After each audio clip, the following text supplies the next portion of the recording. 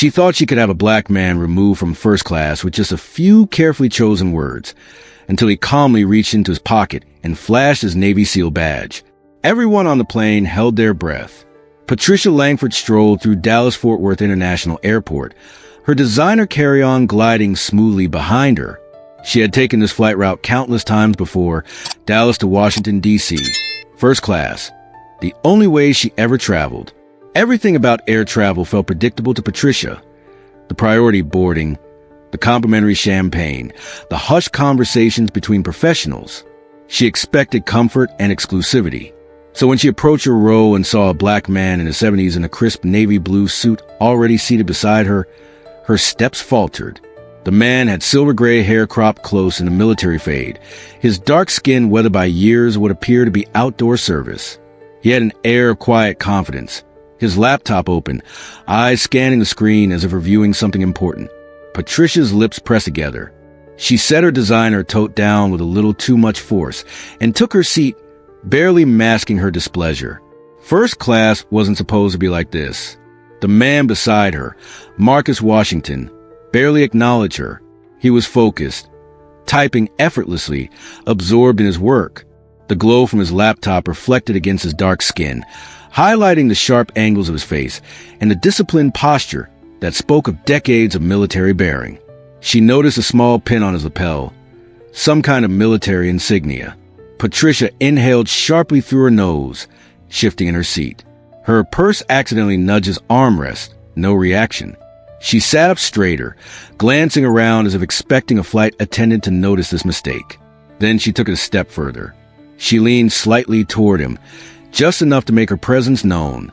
"Excuse me," she said, her voice carefully polite. "Are you sure you're in the right seat?" Marcus didn't even look up. Yes, that was it. No elaboration, no explanation. The response, direct, efficient, final, had the unmistakable cadence of someone accustomed to military communication. She cleared her throat, glancing around again. This time she caught the eye of a flight attendant, Emily Jacobs, a young woman in her early 30s who had been assisting passengers a few rows ahead. Patricia lifted her hand slightly, signaling Emily over. Marcus sighed, subtle but noticeable. His hands, strong, callous hands bearing a Naval Academy ring, paused over the keyboard. Emily approached with her usual professional smile. "Is everything all right, ma'am?" Patricia forced a small chuckle, shaking her head as if she found the situation amusing. "I think there's been a little mix-up. I believe this gentleman is in the wrong seat." Emily glanced at Marcus, who finally paused his typing, and looked up. His expression was unreadable, but there was something in his eyes. Not surprise, not confusion. Something else. The patient look of a man who had faced worse than casual racism in his 70 years of life. Emily pulled out the passenger manifest from her tablet, quickly scanning the seat assignments. "Actually, Mr. Washington is in his correct seat. Your ticket says 2A and he's in 2B. Patricia blinked, her fingers tightening around the edge of her armrest. "That's odd," she said, forcing a laugh. "Are you sure?" "I'm sure, ma'am." Emily smiled, already sensing where this was going. "Everything looks correct." Patricia's face twitched, her carefully controlled expression wavered for a fraction of a second before she smoothed it over with a tight-lipped smile. "Well," she exhaled, "I suppose mistakes happen." She turned back toward the window, but she wasn't done, not even close. Marcus, meanwhile, had already gone back to work. A small photo peeked out from his passport holder. Him in full dress whites, decorated with multiple medals, including what looked like a purple heart. But Patricia didn't notice, or didn't care to notice. Emily hesitated for a second, sensing the tension, then gave Marcus a quick nod before stepping away. Patricia was stewing, her fingers tapped against her knee, her breath shallow, eyes darting toward the flight crew, then back to Marcus. He wasn't reacting. He wasn't explaining himself or offering any reassurances. He wasn't playing into the little game she had expected him to play. That made her angrier. She wasn't the kind of woman to let things slide, and Patricia isn't the type to suffer in silence. She decides to take action. Patricia sat stiffly, arms crossed over her chest, her mind racing. This wasn't right. She had flown first class for decades and never, not once, had she been put in a situation like this. The man beside her wasn't doing anything wrong, but that didn't matter to her. He didn't belong. Her breath came faster, her irritation bubbling just beneath the surface. She couldn't just sit here and accept this. She pressed the call button. A soft chime sounded overhead, and Emily Jacobs reappeared a few moments later. Her smile was the same as before, professional and warm. "Ma'am, is there something I can help you with?" Patricia kept her voice low, her tone carefully measured. "I'd like to request a seat change." Emily blinked. "Oh, are you uncomfortable? Is there an issue with the seat itself?" Patricia hesitated for half a second. She couldn't just say what she was really thinking. Instead, she tilted her head toward Marcus, lowering her voice even further. I don't feel comfortable sitting here," she said, her words slow, deliberate. Emily's smile faltered. "I'm sorry to hear that, ma'am. If there's a technical issue with the seat, I'd be happy to." "No, it's not the seat," Patricia interrupted. She exhaled sharply. "I just prefer to sit elsewhere." Emily glanced at Marcus, who had paused his typing again, but hadn't said a word. He was listening, waiting. His fingers hovered over the keyboard, his jaw tight. The elderly veteran's composure was remarkable, the kind that comes from decades of military discipline. "Let me check if there are any open seats," Emily said, tapping her tablet. "Just a moment." Patricia sat back, lips pressed into a firm line. Marcus didn't react. He didn't argue, didn't acknowledge her, didn't ask her why she was uncomfortable. That only infuriated her more. A few rows ahead, a man in his 60s with a Vietnam veteran cap turned his head slightly, pretending to check his phone but clearly listening. Across the aisle, a woman nudged her husband. People were noticing. Emily's fingers moved quickly over the screen. "I'm afraid we're at full capacity today, ma'am. There aren't any open first-class seats available." Patricia's stomach clenched. Emily smiled apologetically. "Would you like me to check an economy? There might be a seat available there." Patricia's face burned. "Economy? As if I would ever." Her voice caught in her throat. "That's not going to work." Emily's smile didn't waver. "In that case, I hope you don't mind staying in your assigned seat." Patricia forced a thin-lipped smile. "I suppose I have no choice." Emily nodded. "Let me know if you need anything else." She walked away, but Patricia barely noticed. Her ears were ringing. Marcus, still silent, turned back to his laptop and resumed typing. That was it. That was his response. He was just going to pretend she didn't exist. Her fingers curled into fists. This wasn't over. She exhaled sharply and pressed the call button again.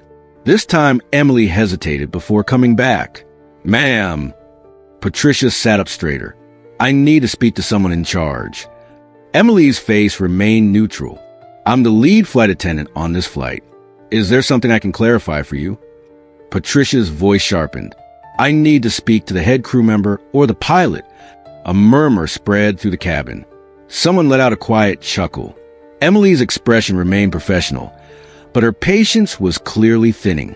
"Ma'am, the pilot is preparing for takeoff and won't be available, but I'm happy to assist you." Patricia pursed her lips, her jaw tightening. Marcus wasn't reacting. He wasn't nervous, wasn't shifting in discomfort. It was like he had done this dance before, like a man who had faced hostility in places far more dangerous than a first-class cabin. She lowered her voice again. "I don't feel safe." That changed everything. Emily's smile dropped, her body stiffened. Marcus stopped typing.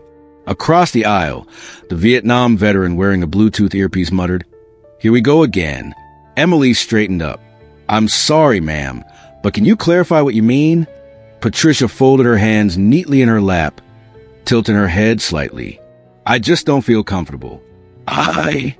She hesitated just long enough to imply something without saying it outright.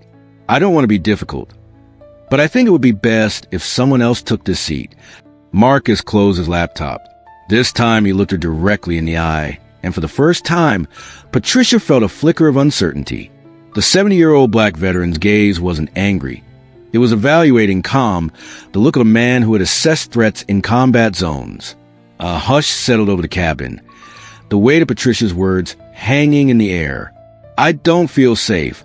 The phrase carried power. It wasn't loud, but it didn't need to be. It was carefully chosen, designed to trigger a response. Emily, still standing beside her, didn't move right away. Her posture stiffened, and her eyes darted toward Marcus, who had now fully closed his laptop, hands resting on top of it. He wasn't smiling, he wasn't frowning.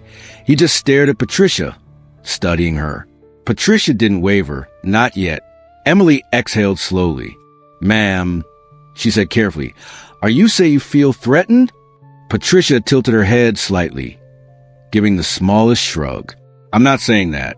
I just don't feel comfortable. That's all." Across the aisle, the Vietnam veteran scoffed and muttered, "Unbelievable." A young woman 3 rows back lifted her phone slightly, pretending to text but clearly recording. A few other passengers whispered among themselves, heads turning in Patricia's direction. Patricia noticed.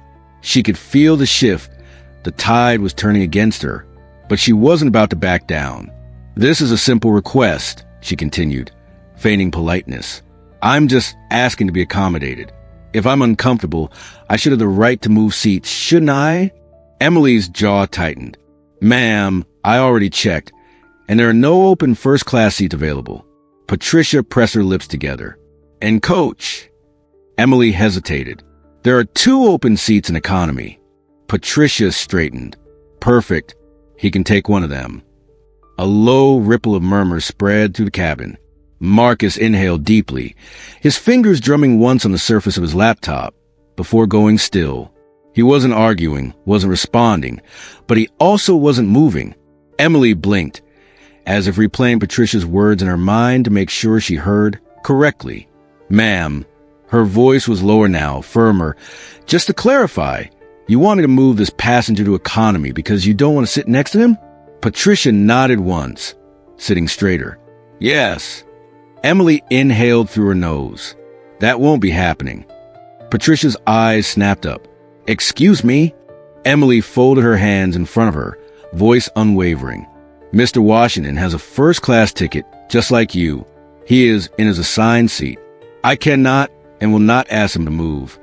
Patricia's face flushed. She was losing control of the situation. Passengers were staring openly now, some whispering, some shaking their heads. The young woman with the phone was still recording. Patricia felt her stomach twist. "This is ridiculous," she hissed.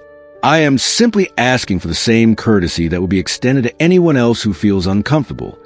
Emily didn't budge. "You are asking me to remove a paying passenger from his assigned first-class seat and relocate him to economy for no valid reason. That is not an accommodation. That is discrimination." A sharp silence followed. Someone let out a low whistle. Marcus hadn't moved, hadn't said a word. He just watched Patricia. Waiting, the old warrior's patience was evident. The calm before storm. Patricia's pulse pounded in her ears. This wasn't how it was supposed to go. Emily squared her shoulders. "Ma'am, we are about to taxi. If you cannot remain seated and follow flight crew instructions, I will have to ask you to deplane." Patricia's stomach dropped. "What?" Emily's tone remained professional but firm. "You have 2 options. Stay in your seat quietly or you can deplane. But Mr. Washington is not moving." A few passengers clapped softly. Patricia felt humiliation rise in her chest. This wasn't how things were supposed to work. She wasn't supposed to be the one getting reprimanded. She opened her mouth, ready to argue, but before she could, Marcus reached into his pocket. Marcus pulled out a leather case, flipped it open, and held it up. And just like that, everything changed. A gold Navy SEAL Trident badge gleamed under the cabin lights, accompanied by a Purple Heart medal. The air in the plane shifted. Patricia's entire body went rigid. Passengers gasped. A few even chuckled. The young woman recording. She zoomed in immediately. Marcus's voice was calm, even unreadable. "Ma'am," he said smoothly, tilting his head, "would you like to file an official complaint? I served this country for 35 years. I can take your statement right now." Patricia's breath hitched. She couldn't speak. Marcus didn't move, didn't blink. He just waited, and for the first time, Patricia felt truly trapped. The silence in the cabin was thick, stretching uncomfortably between Patricia and Marcus. His Navy SEAL trident badge glinted under the overhead lights, the gold emblem unmistakable. It was the kind of thing you couldn't unsee, the kind of revelation that shifted the entire room. Passengers who had been whispering a moment ago were now staring openly, some smirking, others wide-eyed. Patricia's mouth went dry. Her brain scrambled for an explanation, an excuse, a way out. This wasn't supposed to happen. The man she had tried to have removed from the plane, the man she implied was a threat, was a decorated Navy SEAL veteran who had risked his life for this country countless times. Her throat tightened. Marcus's expression hadn't changed. He wasn't smiling or gloating. He just sat there, badge in one hand, eyes locked onto hers, waiting. His voice was steady, level, unreadable. "Would you like to file an official complaint, ma'am?" The words hung in the air like a loaded gun. Patricia's body felt frozen, heat creeping up her neck. She tried to speak, but all that came out was a faint, strangled, I. Marcus tilted his head slightly. "You said you felt uncomfortable," he continued, tone polite but sharp. "That's a serious allegation on a federal flight. If you believe I've done something inappropriate, I'd be happy to take your statement." Patricia's stomach dropped. She could feel it happening. The shift. Moments ago, she had controlled the narrative, expected sympathy, expected someone, anyone, to take her side. But now she was the one under scrutiny. A man 2 rows ahead let out a low chuckle. "Oh, this is priceless," he muttered, shaking his head. The young woman recording zoomed in on Patricia's face. Emily, the flight attendant, stood nearby, arms crossed, her face carefully neutral, but there was something in her eyes, a silent understanding, a quiet expectation. She was waiting. Everyone was waiting. Patricia's hands trembled in her lap. She couldn't admit she had lied. She couldn't say she had made it all up just to get rid of him. But if she doubled down, if she pushed forward her claim, she would be accusing a decorated veteran of being a danger on a flight. And that would come with consequences. Finally, after what felt like an eternity, Patricia shook her head, barely a movement. "No," she croaked. No complaint. Marcus nodded once, as if he had expected that. Slowly, he closed his badge, tucked it back into his jacket, and reopened his laptop. Just like that, it was over, at least for him. For Patricia, the nightmare was just beginning. A few passengers murmured their approval. A couple even clapped softly. The Vietnam veteran across the aisle smirked and went back to his newspaper. The young woman with the phone, she was already typing. The video was uploaded with a simple caption. "Racist woman tries to remove black veteran from first class, then learns he's a Navy SEAL." By the time they landed in Washington, Patricia's name was trending. Her reputation wasn't just damaged, it was destroyed, and all because she couldn't accept sitting next to a black veteran who had served his country with honor for decades. If this story made you think about how we judge others based on appearance rather than character, leave a comment below. Has anything like this ever happened to you or someone you know? Don't forget to subscribe for more real stories that challenge our perspectives.